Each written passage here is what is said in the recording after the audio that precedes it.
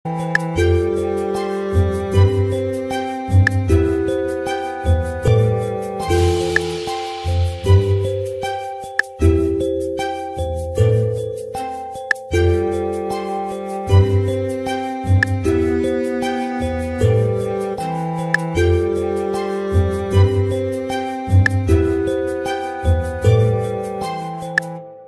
up, Montalbeños? Kami ang Montalban Vloggers and welcome to Kuya Tom's Vlog.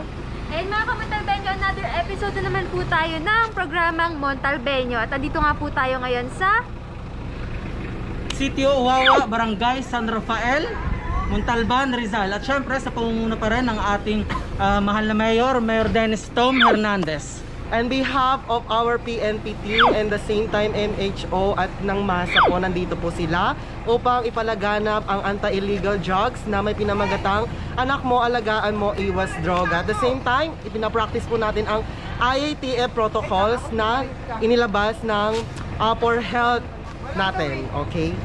Alright, syempre, huwag nyo rin po kalimutan mag-like and subscribe sa YouTube channel ni Kuya Tom and sa aming Facebook page na Montalban Official Vloggers.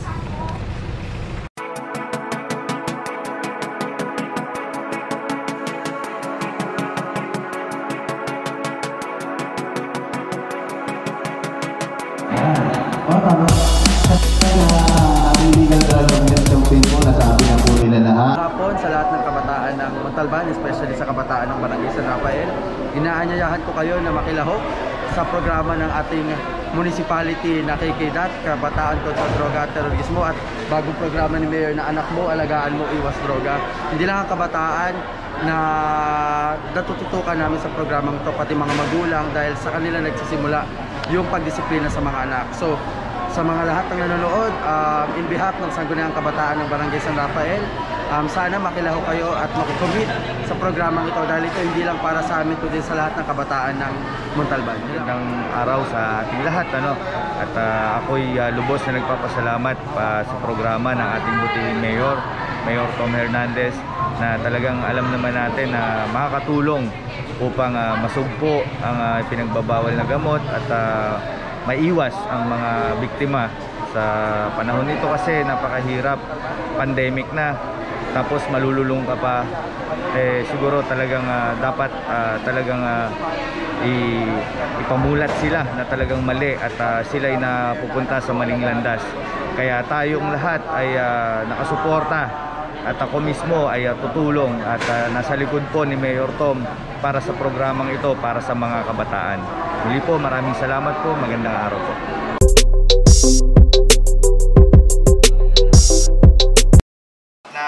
Ayun po, start lang nung Saturday na yun po, binibigyan po natin ng pagkakataon talaga.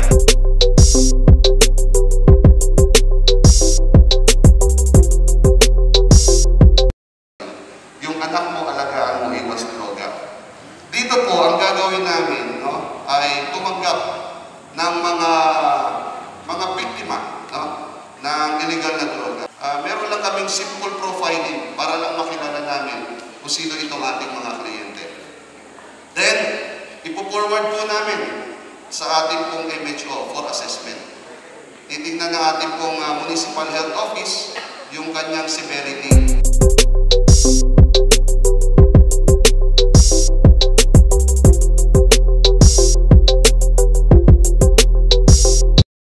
Sabihin nyo akong goal. Yan. Kaya tayo narito, hindi lang, ba't ka dito? Wala lang. Di ba? Wala sagot yan. Ba't ka dito? Hindi ko nga alam, nayaya lang ako eh. Di ba? Kaya po tayo narito dahil meron po tayong goal. Meron tayong gustong maabot. Sa programang binuo dito ni Mayor, ito po ay localized program sa pamamuna po ng ating butihing Mayor Tom Hernandez. We talk about prevention. So when we say prevention, pasibol pa lang, bago pa lang, aagapan na natin, kayong mga magulang na nasa loob ng tahanan has a big responsibility to this program, to prevent, to eradicate.